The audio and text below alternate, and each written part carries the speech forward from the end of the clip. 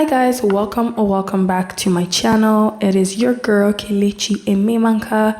Welcome back. Thank you so much for coming back if you're a returning subscriber, and thank you for clicking on this video. If you are new, I appreciate you.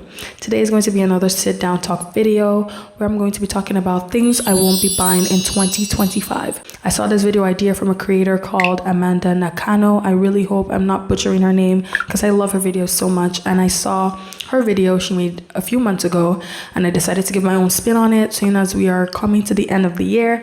And these are some things I've compiled, especially during my 20s and my adult years, that I will not be purchasing, and in the foreseeable future, or I might change my mind. I will let you know as we go on. If that is something you're interested in, grab a drink, grab a snack, and let's get into the video. So, propaganda I'm not falling for, things I'm not buying in 2025. So the first thing on my list is expensive makeup. As you can see, I have makeup on today. I just recently got new makeup, found out all my makeup was expired, and I got all of them from SheGlam or e.l.f. That is basically all the makeup that I use, and this was done through proper research because there's no defective materials. They're all vegan, so they're still good quality. And if you watch videos, see people comparing drugstore makeup to expensive makeup or designer brand makeup, they always look the same, if not better. So it's just something that I've always been buzzing about and wanting to talk about. I don't see the point of getting expensive makeup. It just doesn't make sense to me. But this is my personal opinion and what I have found out, because I've never had an issue with my makeup. It has never looked weird. And so the same for people online, people that use drugstore, it always looked the same to me. And the second thing I have on my list is a broad term. So this is one of the things I might likely change my mind in the foreseeable future because it encompasses a lot of things, and this is designer brands. So for me, I've never just seen the appeal of designer anything. Versace, Louis Vuitton, Christian Dior, Fendi. It just doesn't do it for me. I've never been a fan. It has never really done any like zhuzh for me. And I found that if there's anything from like a designer brand that I like, I would go to check for a dupe. I'm a dupe girly. Maybe that's the issue, and you might not agree with me. Some people feel they should buy the original or wherever it's originated from, which is fine. But me, I'm a dupe girly. And if I see something that I really, really want from a designer brand, and I know the price is astronomically crazy, I would just take a screenshot, try to find a dupe, and get that one instead, because I don't see the point of spending $1,000 and above on a t-shirt or on a bag or boots or whatever that I could have just gotten for like $60. The third thing, this was actually something that I stopped purchasing this year, which is books. I used to buy a lot of books. I got into my reading era early last year, and I was just buying a lot of books because I didn't want to use my phone, because I wanted to start reading to limit my screen time. So if I was still reading on my phone, the experience is kind of defeated, and I just did not enjoy reading on my phone. And so I started buying books. Like as soon as I'm done reading one, the next book on my TBR, I'm going to buy it. And I found that I was just spending a lot of money on books. And now I have about 20 books that I've already read, and it's just sitting and gathering dust. But it's not a waste to me, because I would definitely want to leave the books for my children to read in the future, or to borrow to other people, like to just have a mini library of my own. But late last year, I did get a Kindle, which I think is really money efficient. It really saves you a lot of money, and the experience to me is worth it. And I have not had to buy any book. There's only one book I bought, and I still ended up reading half of it on my Kindle. So I was like, it solidified my opinion that I will not be buying books in the foreseeable future because I have a Kindle, and that's just waste of space and just overconsumption and just packing books and storing them in one place to gather dust. Because when I'm done reading a book, before I go back to it, it's gonna take me like 5 years. So am I just going to keep compiling books for 5 years? No, it doesn't make sense. So that was why I was like, okay, I think I'm actually gonna get a Kindle. And if you enjoy reading on your phone, that's perfectly fine. You don't need to get a Kindle. It was like about 120 Canadian dollars when I got it on sale on Prime Day, but it was money, but it was really worth it. And I feel the amount of money that I used to buy the Kindle, I've been able to save it from what I would have used or ended up using to buy books. So in the context of books, I'm not saying I'm not going to buy books. I will if it's an exception, because I have a series I'm currently reading that I've bought every book, so I'm just going to buy every book of that particular series. So I'm still going to, you know, go back and forth. But I think if you're an avid reader and it's a hobby of yours that you passionately do most of the time, I would say get a Kindle instead of getting books, because then you can save some money. So the fourth thing is expensive perfumes. So now I'm not talking about like $100 perfumes, because I feel like that's still in a reasonable price point. It might not be for some, but it's still a bit reasonable. But anything above that to me is crazy, because I have smelt perfumes that were not even that expensive and they were so good. The other day I bought a perfume from Shoppers. It was actually like $70 or $60 Canadian, and I got some testers of some very expensive trendy perfumes, and they smelled so bad. Like, they did not just fit my standard. Like, they smelled the same. I just didn't like the smell. I found that there's nothing really special about these ones that tend to be more expensive, because the other day I was just doing research on what I've been putting on my body, my body wash, my face serums and products, my skincare, my perfumes, and I found that the cheaper ones, which are usually Lattafa, I love Lattafa perfumes, which no one was above $50 Canadian, were safer than even Baccarat Rouge. So I found that even the cheaper ones are better. So why will I be going to buy a perfume that's $300? Please make it make sense for me. And a perfume above $100 I will not be purchasing. The next thing I have on my list is, this one is going to be so controversial, Apple products. So if you didn't know, I actually just switched to a Samsung. I will link the video here. As I switched for a reason, because Apple was so expensive and I didn't want to get into the ecosystem, and the ecosystem was so expensive, and Apple is boring now. I was a hardcore Apple fan, loved Apple, kept up with everything they were doing, and when I eventually got an iPhone 14 Pro Max, I was so disappointed. It was so expensive, and it was good, but the Samsung I'm using right now was so much cheaper. It was newer, better, and I find that Samsung's ecosystem is so much more cheaper. So if I decide to dive into it, get the Samsung watch, for example, Samsung earbuds and all of that, it just costs less, and I prefer it because I'm very innovative and I love customization. Apple doesn't seem to prioritize that, and Samsung does. So I actually had a phone deal from my phone dealership, and I took it, and I've not looked back ever since. So if you're thinking of switching to Samsung, let this be your sign to do it. The next thing on my list is streaming subscriptions. So I was the girl who had all the streaming subscriptions. I had Netflix, I had Prime Video, Disney Plus, Crave, Paramount. You know, I had everything. Come on now. I'm just one person. There's so much I can watch. I go to work. I do many things. I go to church. So in a day, how much do I actually watch, you know? And then I sat down to think about it. I was like, this doesn't make sense financially to me. And so I decided to cancel most of them, and I only left Prime Video. Why? Because Prime Video is the best. Prime Video covers my Amazon Prime subscription, Audible, Amazon Music. Like, there's just a lot. It's a full package, and it's just like $11 a month. Unlike Netflix, where I was paying $22, because I'm someone, if I'm watching something, I want it to be the clearest it can ever be. So that is another issue why it was so much more expensive for me, because I wasn't buying like the base ones. I was paying for the most expensive packages. Crave came free because I'm using Bell, and with my Bell phone bill, I get Crave for free. So I wasn't paying for Crave. So I have only Crave and Prime Video now, because I really need my Amazon Prime. I need my next day delivery. So that is why I did not cancel it. That was actually the only primary reason I didn't cancel it. I got into stuffs that have like free movies, like Tubi. Because not Tubi movies are horrible, okay? I'm talking about, they have like good movies, old 2000 movies that we used to like, for free on Tubi. The next thing is jeans that cost more than 60 Canadian dollars. So for me, I live in Canada, so that's why I'm saying Canadian. So I recently found a brand, because I'm really tall, I'm 6 foot. So I recently found a brand, Fashion Nova, that has amazing jeans, quality jeans that are tall, for like less than $40.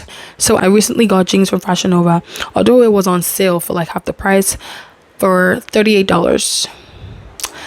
This is plus shipping and tax. Okay, so the original price was about like 20 something, then the tax and shipping brought it up to 38. And these jeans are quality and it's really good. So sometimes I see people say they buy their jeans $100.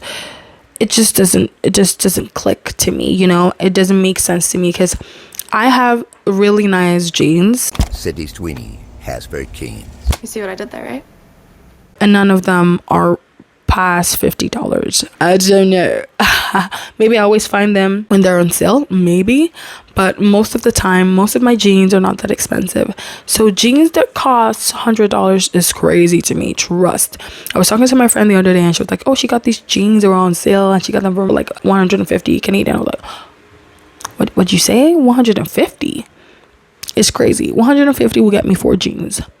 Yes, this might be different for me because I just don't really care about like that much expensive clothing. So I really prioritize sales because I don't see the point of buying stuff that's just going to break the bank, you know. Probably going to change in the near future when I start earning more or have different priorities. It's prior to change. That one for sure is. The next thing is manicures and pedicures every month. So I recently got a pedicure for the first time last month because my legs were so bad because we're streaming into winter. So my legs are really crusty. So I decided to get a pedicure and I paid, let's say 70 Canadian dollars. It was a nice thing, you know, sit down and the experience. But I was like, doing this every month is crazy though. Yeah. Maybe I'm just blessed with good feet. Maybe some people have worse feet than I do. But that was my first time since I was overborn that I got a pedicure. Don't judge me. But like, I'm like, getting it every month is a different sphere of concern for me. Because why do you need to get it done every month? So this is just really something I don't prioritize. And maybe I don't honestly blame anyone that does it because it's a nice, relaxing experience. And if you can afford it, I would say go for it. But me, I will not be doing that, okay? It just doesn't make sense to me. Even if I would do it maybe twice a year, but doing it every month, because it's not cheap. So that's that on that. And then the next one is water bottles / tumblers. I have a Stanley cup that I bought in 2023 or 2024. In 2023, and I've been using it and it has given me no issues. So I did fall into the influence of the Stanley cup. That's the thing about me. Sometimes I get influenced, but then if I've bought a thing, I don't get influenced to buy the same thing twice. Does that make sense? So now I got influenced to buy a Stanley. I actually needed a tumbler at the time. So I got the Stanley. So when I got the Stanley, I did not get influenced to buy an oura because I already have a Stanley. Does that make sense? And I've used it and it has been durable. There are no issues, no dents, couple of scratches. Does it keep my water cold? Yes. Does it keep my water hot? Yes. Do I need another one? No.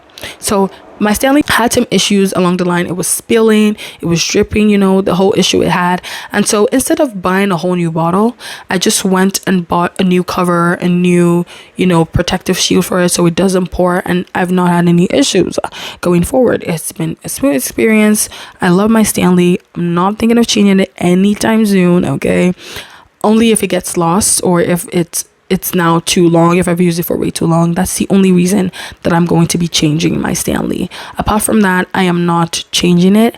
And people that have 50 of the same water bottles, that is just another level of obsession and addiction to me. That behavior doesn't make sense in any world. So I'm not even going to justify it. I'm not going to say that, do you? No, don't do you. That's crazy, okay?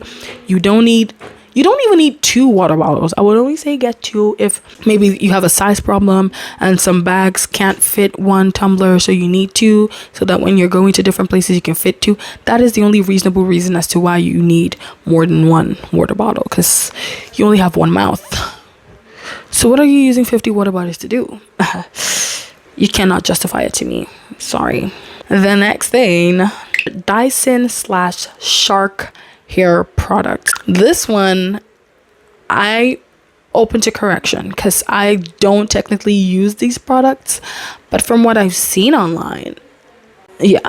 So I have 4C hair, so I don't really use all this hairstyling tools and, you know, so please don't judge me. It's just something that I don't, if I had like straight hair, I will not be buying Dyson or Shark, because that's crazy. Because I see people use cheaper products like Conair and their hair looks amazing. Like if there's heat damage, just buy a heat protector. I think that's cheaper than getting the Dyson, because the Dyson is crazy. You know, when I'm saying these things are crazy, I don't mean if you can afford it, just go for it. Like heat protector or heat protectant is about like $30, $10 to $30 on the market. So why not just buy that, protect your hair, use whatever heat styling tool that you have, instead of investing. Not investing, it's not an investment. It's a waste of money. Using 700 to 800 Canadian dollars to buy Dyson or Shark products. That's like 95% increase of what you would have saved if you just got a heat protectant, and, you know, a good one, you know. So correct me if I'm wrong. Maybe people that use it have a reason, but I've seen a lot of people that say they got it because they were seeing all these girls online, their hair's looking poofy and baffy, and they got it, and then it's just not giving. Hitless curls always look good from what I've seen. I don't know, please correct me if I'm wrong. I don't even have straight hair, okay? I have horsey hair, but correct me if I'm wrong. People that use heatless curls look so good.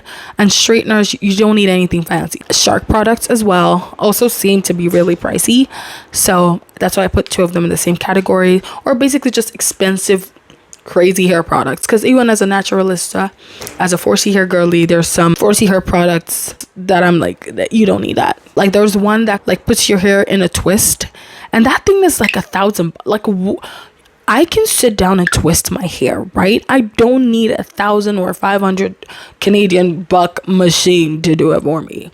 If I can't twist the hair, maybe I shouldn't have done it. You know, this thing sometimes you can just save money.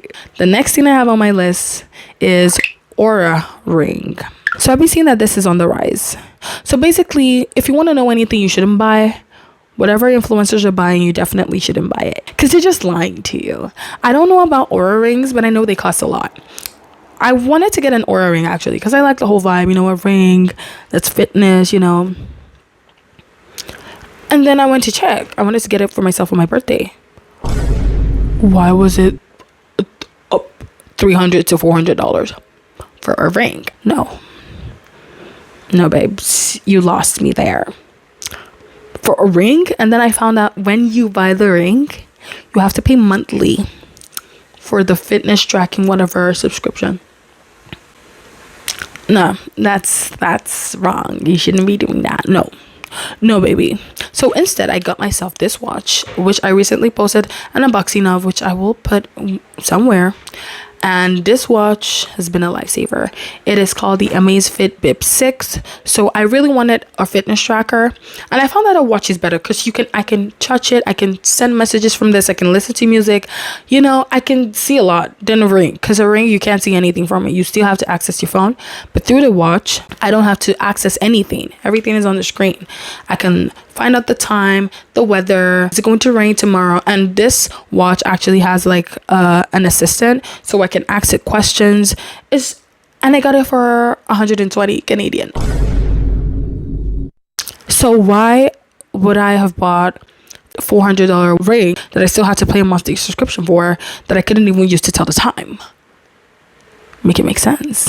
So I think a fitness watch is way better in any one you're getting. It could even be Apple, which is on the pricier side, but I think you're gonna get more of your money's worth from a watch, from a fitness watch, from a smart watch, than a fitness/smart ring. And the last thing is an expensive gym membership. I recently started going to the gym. Well, I started going to the gym in March of this year, and I go to a very cheap gym that has everything that I need. It's affordable, it's nice, it's cozy, not too many people, and I pay $8.50 bi-weekly for my gym membership. What even made me add this to my list? I was watching another influencer's video, and she was like, I pay, what did she say, $100 monthly for her gym subscription.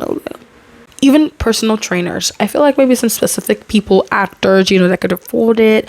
But if you're just a regular person, I feel there's so much information online. There's so many things that you can find online that you don't need to be paying for, right?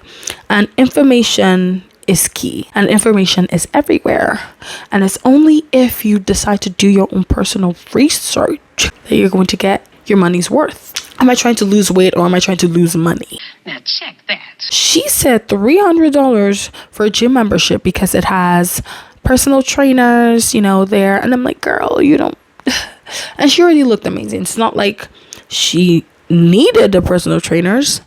So I was like, okay, we might have to double down on that. And if you're following people that are causing you to spend money that you don't have, or causing you to go into debt, or causing you to use credit that you don't have the money to pay back for, unfollow those people. They are toxic and you don't need them in your lives. Follow pages that teach you how to spend money, how to save money, how to minimize money, because what you consume is what you produce. Because if you're watching influencers 24/7 buying extravagant things that most of the time they're not even buying, they're getting it for free, and then you, that is a regular human being, has to go out to buy these things with your money. Why wouldn't you be broke? Because even the influencers are not buying them, you are. So don't let them gaslight you into buying stuff that they got for free. Don't make them let you spend $100 that you don't need. $100 you could have used to do much more important things. Don't let them gaslight you. Okay? Do what you need to do. Live how you need to live. There's so many things you can spend your money on that can help you in life and help you progress as a person than spending money on all these things that mean nothing when you can get them for cheaper. It's a different thing when that's the only thing. Like, there's some things that's the only place you can get it. That's the only service, or that's the only amount you can pay for that certain thing. Like, for example, braces. I got braces. If there was a cheaper way to fix my teeth, I would have done it. But this is the only way. I have to pay the money. So in that context, there's nothing I could have done. But in things like, okay, when I get my braces off, I want to get my teeth whitened. Instead of going to a dentist to pay what money I don't have, I'm just going to buy teeth whitening strips and pray and hope for the best. Because that's what I can afford, and that is okay. And it works. It does work. Buying the right one works. So just do your research. I think we just need to be using our phones to do the proper thing, because we're already on our phones 24/7. Let's just try to utilize what we're using to do. Let's try to use our phone to get important, helpful information that can help us save money, because our phones were expensive. We might as well use it for good. So yeah, I'm very passionate about this topic. Don't mind me if I'm going too deep. And if you have any oppositions, if you have any additions, if you have any things that you will not be spending your money on in 2025 and in the foreseeable future, please do let me know in the comments. This is such a fun video. Just got me raving and talking and going on and ranting. I love it. And that is it. That is all I have on my list. I think those were 12 things that I will not be spending my money on in 2025. Basically, the propaganda I am not falling for this year. They're prone to change. This might be a yearly video. Who knows? But if you liked this video as much as I did, please don't forget to like, leave a nice comment or suggestion, and don't forget to subscribe. And I love you all. If you've watched till this part, thank you so much for watching.